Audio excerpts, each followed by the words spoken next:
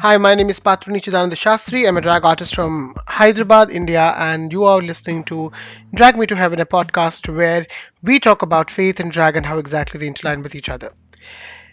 So there have been wonderful episodes in the past in this particular podcast, and I would request everybody to kind of go ahead and listen to them.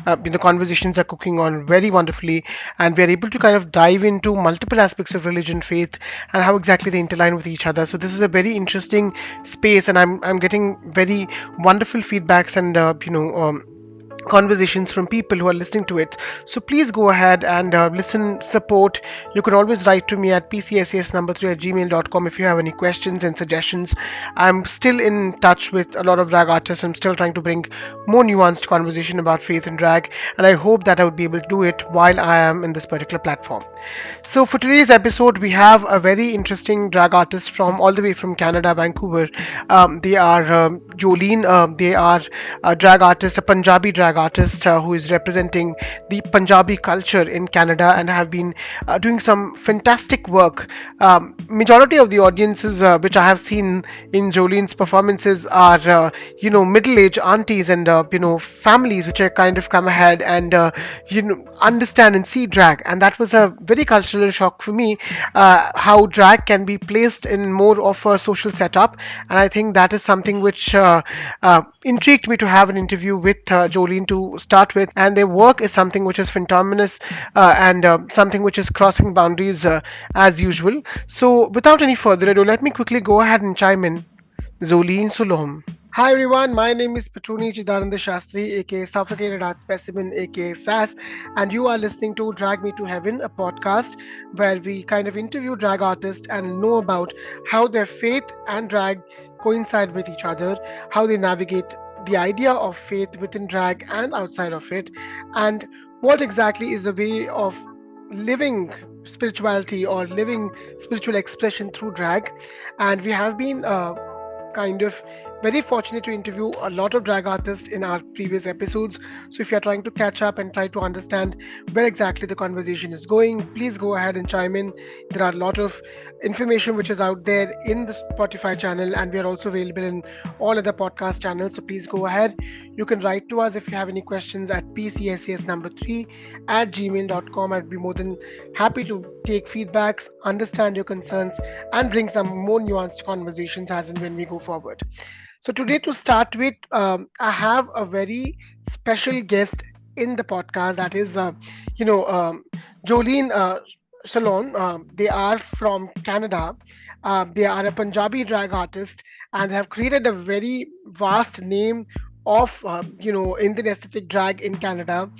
They have been into CBC and they have done some really great work. So I'm super honored and super excited for this particular conversation.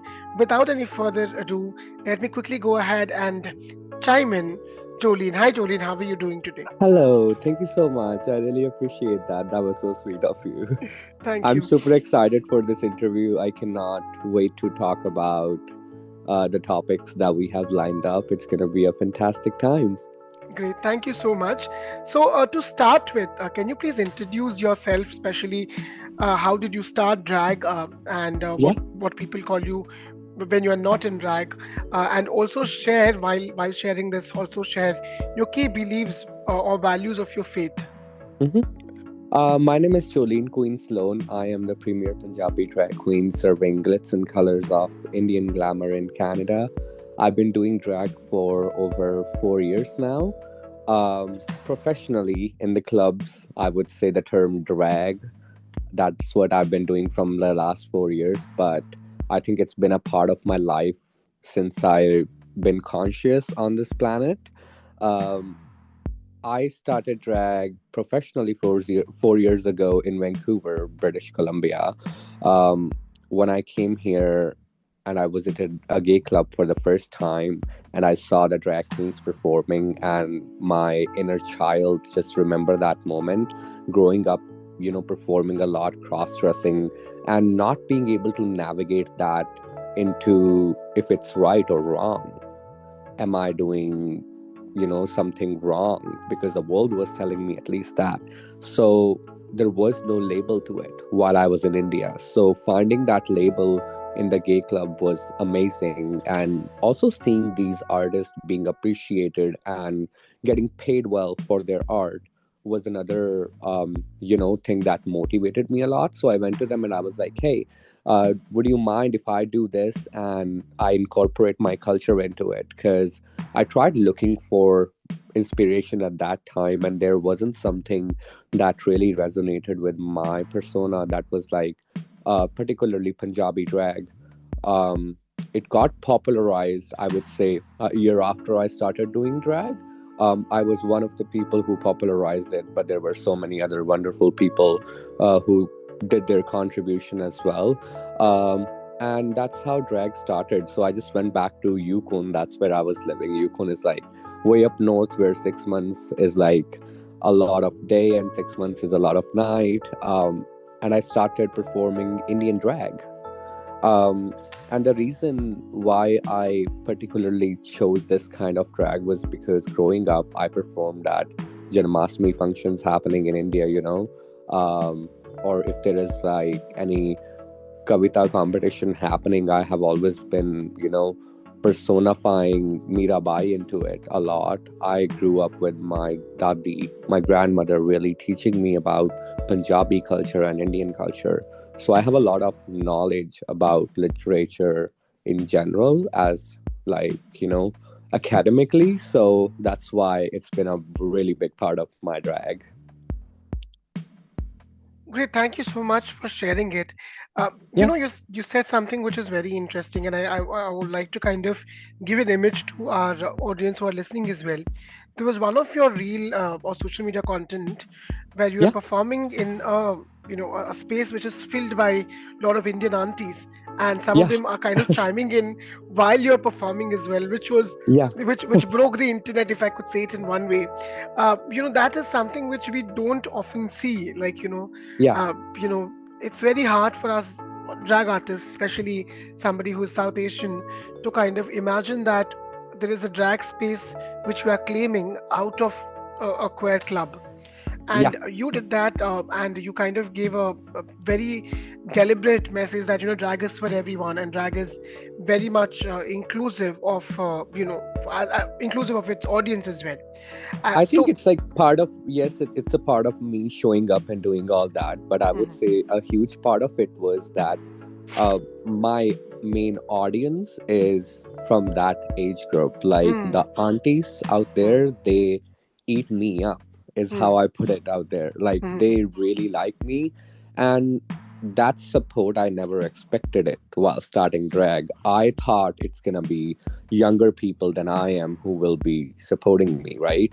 Because the next generation after us, we can expect it from them. But I didn't think the past generation would be that accepting. And I think, again, the part of it was that my drag is very cultural. And when I perform in these spaces, I have never noticed people actually even talking about my gender or sexuality. That's not a question that comes into play. I am there to perform. Yes, they talk about my performance or they talk about the culture, but they never bring the topic of sexuality or gender, which is amazing to me. This is what I want. I don't want it to be a concern while I am interacting with people, Um, and I think the biggest part of it, again, is going to be the part that I am in Canada, and it's really different than the people in India. The people have been here, they are aware of the culture. If they have not seen an Indian drag queen, I'm sure walking in downtown, you would notice any other drag queen, right? And that's something we do not have in India. Although we have it in a way, it's not same. It's not called drag. It's not appreciated that much yet, at least. also, when I think when you present it in a way which is very culturally rooted, or something Yeah, which is specific to a certain kind of an arena, it also kind of helps them kind of step inside our universe of drag. And I think I that think is. like when I started drag, majority of it was happening on social media, and Mhm. the videos that really went viral in the beginning were the videos where I was performing the folk dance of Punjab Gidda. It's something that I've been performing like my whole life, and I'm like, I've learned that without actually learning it from a guru, but actually just watching it a lot, and then my grandma teaching me a lot about it, but actually learning it from the people of Punjab rather than a teacher or someone, right? So that's how I think that is still my main brand, and that's what I am planning to focus in 2025 more, to actually bring really like folk Punjabi culture into drag. I've been Bollywood has been in like a really major part of my drag in the past few years, and it's been amazing. But I think the drag that I do is my culture and my folk drag, and I'm super excited to bring that back again.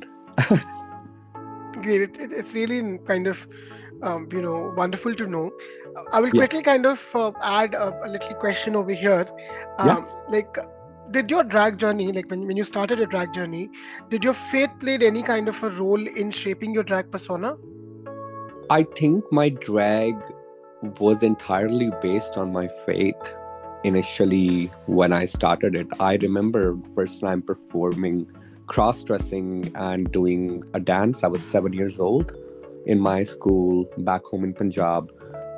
There was like an annual function happening, and I was like, hey, I really want to perform Gujarati. It was recently launched at that time. And I was like, but I don't want to perform like Abhishek Bachchan. Instead, I want to perform it as Ashwarya Rai, because look how beautiful she is, because look at her outfit, look at the way she moves. I want to be that, not Abhishek Bachchan, right? Nobody wants to be Abhishek Bachchan anyway. So that's when I first performed, and I remember the crowd's reaction was really different in a way that they loved it, but they were still taught to make fun of it. So I could see that they liked it, but they were still making fun, which didn't bother me much. But that's how I started performing in Janamashtami functions after that a lot. And I was introduced to Mirabai, and that's when I started going to temples and doing, bhajan gayan and stuff. But then other than that, I did a lot of dancing while cross-dressing as Radha or Meera, in all the temples and all the functions happening all around Punjab and all around my city. uh, so that's how faith became a great part of it. um, Moving forward, getting more knowledge on the concept of Mirabai and Krishna, I think I found my religion, my definition of it, that was uh, extreme love with so much dedication, and with no boundaries, is what Mirabai and Krishna were doing. And I think that was the message I got out of it, that a religion is all about peace, love, and kindness. You know, love as much as you can, peacefully, and be kind when you're doing that. Um, so I started performing like Bollywood songs that were more religious. For example, I would do Kahe Chede Mohe, but I would have a Krishna and a Radha doing that, at the Janamastami function again. Um, I won a lot of singing competitions in India that people don't know about, because I don't show that side of me yet, that I can sing professionally. I've learned that in India a lot. So I sang Eri Main To Prem Diwani Mera Dard Na Jaane Koe, or you know Aisi Lagi Lagan Mera Ho Gai Magan, and all these bhajans in India. And I think I was doing all that in drag, just not knowing that it's called drag. It actually just came into light when I came to Canada. So, but I lost that. I lost that in a way that people who are bad people out there were using that to, as a weapon against me. And that's when I was like, oh, do I want that in my life? No. I was at a point where I was blocking all these things that were causing pain or any kind of stress in my life. So I didn't want it to be the part of my life. So I kind of went um, away from religion just to, I would say, keep my peace. And I don't think that was a good decision, because I was, again, going away from the religion that people have created, not my version of it. And I recently, I would say a couple months ago, got back into religion again, which is funny because I didn't see that coming, but it's happening a lot now, and I'm happy about it. Yeah, I think it's really important as well because queer people, we always have a space where we are kind of constantly dissociated with our faith practice because Yeah, sometimes what exactly happens is like they show religion as one of the reasons to kind of criticize and bring down the idea of queerness, exactly. and this is the only space where all the religions come together, irrespective of what is a majority, what is a minority in any country. So I And think, I just remind people at that time that, hey, remember, it's a Christianity that's, and like a few other religions in the world that says it's all wrong. But we are the kind of people who wrote a book about sex about 4,000 years ago. We are not the kind of people who are against anything like that. We were really accepting. We were really culturally open. We were known to be one of the most open community back in the past, back in those ancient ages, you know? So it's important for people to get that reminder and know that what kind of Indian do you want to be? Do you want to be the kind of Indian that British have created a version after colonization? Or do you want to be the true folk Indian that you are? Yeah, yeah, and also I think currently, especially the generations of queerness or queer people whom we are kind of living in all countries, it has yeah, also been seen that talking about faith or thinking of bringing faith as an idea of performance or gender performance is very uncool or very unnecessary, is what a lot of artists or a lot of community based leaders think. But yeah, what has been something which is laid out and what kind of branched this particular project was, as per the UN, United Nations, faith became one of the space where they thought it might integrate and bring a lot of people, because it's again, faith yeah, is operated on a group level, and yeah, when something has been passed down with the words of faith, it kind of impacts a larger group of people, and yes. help them to move towards the sustainability goal. So I Hmm. think with that aspect as well, again, faith has been re-implemented. And as a queer individuals, what we are trying to understand is how can we apply faith for ourselves, our version Yeah, of it, yeah. not take what is preached, but self-analyze and create. So my question to you is, were there any instances where either in the past or currently, where you felt very spiritually affirming while performing drag?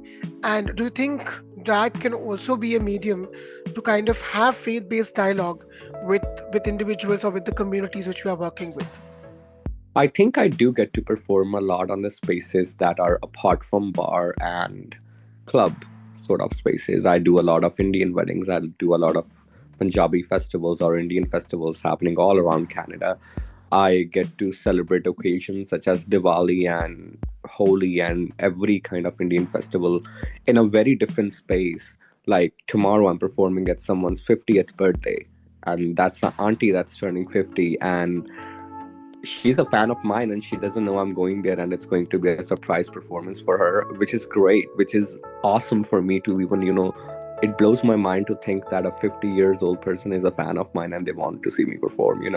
um, but whenever I perform Kahi Chede Mohe, I think from Devdas is I connect with, I connect spiritually a lot because I go back to that Krishna and Radha happening again all over. Because when I grew up, I would go to temple and we are doing this Krishna puja, and they are telling you like a whole story of what's happening, and the story moves further every single day as you go to the temple, right? It was really fascinating to know that Krishna was such a nutcut character who would do anything they want to do without unapologetically and without concerning what people think. Um, Krishna was such a kind of person who went and took clothes off girls while they were taking bath in the river, and that was not considered as creepy. You know what I mean? That's the kind of world we were in. That was like such an open world and such an open mindset, right? So anything that sort of songs that plays that Krishna and Radha or Krishna and Meera sort of thing, I do connect really spiritually with them. Um, I get to perform at Punjabi Market Festival here, which is like one of the biggest festival happen in Lower Mainland, where they invite big Punjabi artists, the singers, to perform, and I was one of the openers. And at a festival like this, I know what kind of audience am I going to have, and what they love is culture. So again, I bring a lot of folk Punjabi culture, which is highly based on Sufism, I would say. Sufism was, again, the baggy people, who wanted to be the singers and the dancers and enjoy their life without actually listening to anyone's concern and stuff. So, folk Punjabi culture is really influenced by that, because when the Muslims invaded India, they came from the north, hence, they left a lot of their mark over the north, especially the Punjab, right? So, I do a lot of songs that are Sufi Qawwalis as well. I perform on qawwalis really often, not knowing or not actually being aware that I do. I just realized that. A lot of Punjabi songs from Punjabi movies come from qawwalis. Like, there is a song called Mail Kara De Rabba, and that's such a beautiful qawwali that I think anybody can perform on. At least I can. And whenever I do, people are clapping along. They are like, creating that qawwali mood in the club or wherever I am. And you can see the videos on my Instagram. And I think people love the spiritual part a lot, because at the end of the day, it's their culture. It's who they are. They just are getting reminded of all that. And I think you're also creating a chain of things which are again which no other artist, especially somebody from the South Asian diaspora, has done, where you have your we're speaking about aunties, and then the entire net of people, Yeah. the support which you kind of get from non-queer allies who Yeah. might not be, as you said, might not be really bothered about what exactly is the sexuality and gender, 90% of not my wearing the following is straight people, which is funny. yeah, and that is something which helps as well, because as Yeah. artists, somewhere or the other way, if straight people have a lot of money to start with, and then also to kind of have that support system, and if a straight person can be that beacon of acceptance, it easily kind of helps us, a lot of queer people, to kind of feel affirmed as well. Yeah. And I Yeah. think that happens when you choose cognitively to kind of engage people from that particular age group. Yeah. And thank you so much for doing that. Now I will wear my cisgender hat and I will ask you a question. Go Uh, ahead. um, can you tell me, were there any challenges which you have faced, especially when you started doing drag and inclining it with, the Punjabi culture?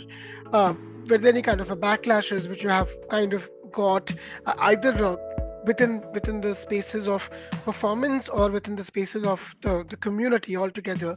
And could you please lay us how did you navigate those? I mean, see, when I was starting drag, I was expecting a lot worse. I was expecting it was gonna be a battle where, like, I'm fighting for my life and whatnot. Um, it's not been like that. I won't say that, right? I'm not gonna claim something that didn't happen. But did I lose a lot of people? Yes. I lost almost all my friends. I lost almost my cousins, right? I do not have a great relationship with my family because of all this as well. Uh, but these were the consequences that I knew coming from an Indian family and culture, that, oh, this could happen. I was well aware of that. So, not something that surprised me a lot, but of course, it affects you as an individual, as a human being, that all these people that you have known your entire life are not part of your life anymore, right? Um, it was different because in the beginning, when I started it, they thought drag as something related to sex work, and hence their idea of it was really weird. But after a few years in, they got to know the success I got. They saw that, and their idea of drag was changed in a way that, oh, it's a performative art where you can actually have a career, right? So it is getting better. Like, a lot of people are coming back, but again, do I want the people back in my life just because I'm more successful and they want to be the part of my life? No. So I am really aware of who to take back and who not to take back. I'm a Taurus. So Taurus are the people that if you fuck up once with us, it's really hard to go back. You know, we it's hard for us to get over things and move on, so we don't do that. So I think it's just to protect our own peace, and that's the kind of person I am. But yeah, drag have impacted a lot, especially people bringing religion and culture into it. But then I remind them that, hey, have you never seen hijras performing in our culture? I see it as drag. Like, we get respect, they don't, and that's the only difference. When you look at the definition, Google it, what hijra is, they say they are the people who perform and collect donation on the streets of India, right? When you see what's the definition of a drag queen is, these are also the people who perform and collect tips on the stage in the clubs. So I do not see any difference. And for me, it's just the part where we have created that stigma and that boundary between, you know, us and those people, that we are just being so hateful, which shouldn't be happening. This is 2024. Like, wake up, guys. You have said a very wonderful analogy when it comes to the Hijra people as well as drag artists. Yeah, Now, I will try to draw something which is very interesting. There was a friend of mine who was visiting from the US, and right. they were a drag artist. I and them went to a shopping mall in Hyderabad. There's a lot of garments Yeah, which we get it for a lesser, cheaper price. And yeah, we went, we kind of took the garment, we took bangles, all that kind of stuff. There's this yeah, lady who was standing over there. She's like, yeah. "Okay, can you give me 1 rupee coin?" Uh-huh. And we're like, okay, we will give a 1 rupee coin. Why is she asking a 1 rupee coin? We'll give 2 rupees or Yeah, 10 rupees. Like, no, just give me 1 rupee coin. And for a while, I realized, okay, they're asking 1 rupee coin because they assume that we are a hijab person, not dressed up. But if one person gives a 1 rupee coin, they keep it in their money yeah, bank, which will uh-huh. help them, which they find it's very lucky. Yeah, And and then she was complimenting us, like she was saying, oh, you people are great, I'll give you a free shawl, I'll give you this, I'll give you that, all that kind of stuff. So we uh-huh. gave 1 rupee coin. We kind of came back and then realized how how divine is it's seen, especially Yeah, for being a hijra person, by seeing, it's seen as a godly, it's like a god man, etc. But again, yeah, on the same time, the reality is like when they kind of go back, when it's night, the entire life kind of shifts. And how they are being stigmatized, in one way you are praying them, and in the other way, you're just kind of re-channelizing or kind of again, taking the power. I think again the community is to blame for that. For example, Mm, the again big difference between us and them is that we have jobs, and we can have house and food and shelter as we want, right? However, those people are not even given the opportunity to have jobs out there. Those people are not even called for interview, or they are eligible to interview for any job. Hence, they have to do something to fill their tummy. They're hungry, they need foods, hence they do whatever they can for their survival and earn their rosy roti. And I don't think there is anything wrong in that, the way they do it or what they do for that, when the society is the one making them do it. And that's what I want to show people. This is like a great wake up call for people to just look and see what people can be if you give them a chance. Because we drag queen are those people who have been given a chance to have a great life with a job, and to have a performing career where we are cross dressing, or we are not cross dressing, for trans people especially, because they do not cross dress, right? uh, to be appreciated, to go there and make tips every day. So that's what a person can be if you support them, versus that's what person is going to be if you don't support them when you look at the streets of India, right? And that's the whole point of my drag, is just showing them a mirror and be like, hey, whatever you're doing to me, do it to every queer person that you meet in your life. Like, treat them with this much respect and love that you are giving it to me right now. And believe me, you will find that every single queer person is really beautiful from inside.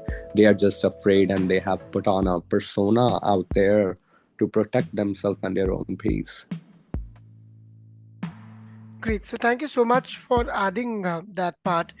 We are Yeah, at the end of the conversation, but before that, I just wanted to kind of check with you. There's still a lot of artists, a lot of kids, a lot of adults, individuals who are trying to kind of find a balance between their values or belief of faith and their gender or sexual identity, or to go a little bit further about Yeah. drag.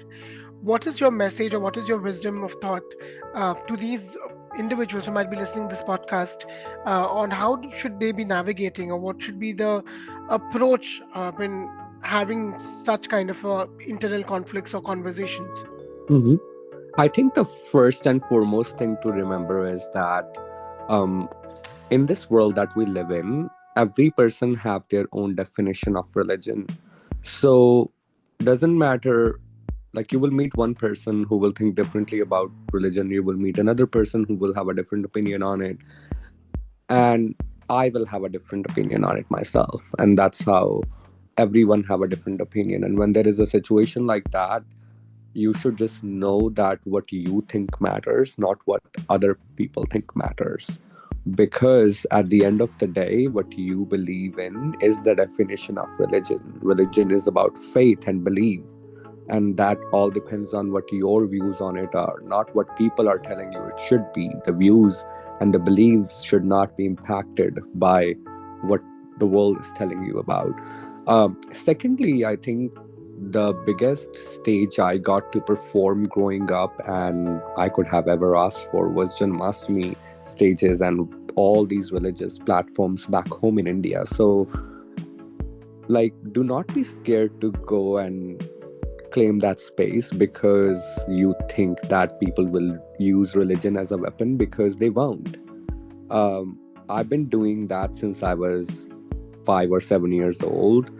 Yes, people will call you name, but at the end of the day, even they do that to each other, the straight folks out there, they are just being who they are, and we shouldn't take that seriously. Like, claim your space, because when you feel defeated, they can see that and they take advantage of it. They will defeat you more and more and more. That's why never uh, show them that you're weak or you're defeated. Be confident when you're claiming that space. um, Again, like, just a reminder to these folks that we are from the religion and culture that has been really open and really accepting. So just look at those good parts about the religion and the faith that we have, rather than looking at what is not accepting, because it's again your perspective that matter, if the glass is half full or if the glass is half empty, right? And I see it as half full all the time.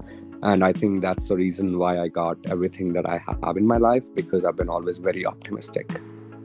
So that's all. I think that's something that's sort of like is my message, my personal view on, if you are someone planning to start drag in India, religion is actually a great space to start that. Go do those Radha Krishna act or um, Shiv Shakti act or whatnot, because we have a religion that mentions all that. Yeah. Great, thank you so much for sharing this thought. And I think it's really important that as artists we also be vulnerable to have conversations about faith and religion, or the Yeah. practices which we do. And I think it took me a lot of time. Basically kind of shut my own space because I thought like being radical Yeah. has kind of is more important, or more be radical is to kind of not make your faith or belief be visible. And this conflict is something which has been bothering me for a long time now. And Yeah. eventually what happened is like when I started reworking on, when I started connecting with individuals, when I started hmm seeing people like you who are doing such a great work across continents, I think hmm that was the time when I realized, okay, this is something which should be kind of dived in, or this is something which would bring or agitate more people, do I more love that. great than that of like creating harm. I think Yeah. that was the approach which helped me to this project. And thank you Hmm. so much for agreeing to be a part of it in a very short time. And I think Oh, it's I my kind of pleasure. troubled you with the dates and time as well, to I kind think of it's the very hard part, doing anything in India and arranging the date and the time is always a trouble. yeah. But thank you again for taking the time and being a part of this Yes, conversation. no worries. And It's my absolute pleasure. great, and I hope to kind of stay connected with you. I will Yes, share please. this episode once it's out, and to people, all of you who are listening, I would also kind of go ahead and add Jolene's Instagram handle on the Spotify channel, so you can kind of go and follow, share some love, and see all the wonderful content which they put in, and I'm look. planning a trip to India, so I hope to see you all really soon. Yes, and do if you're visiting Hyderabad, you're coming to my house. That's Absolutely. one of the invite which you can't say no. Yeah, absolutely. Great. So thank you so much, Jolene, for Thank being a you. part, and thank you everyone who's been listening to this conversation. I hope I'll get more such conversations boiling up in this particular podcast with a better throat. Until then, thank you so much and have a great day. Bye bye.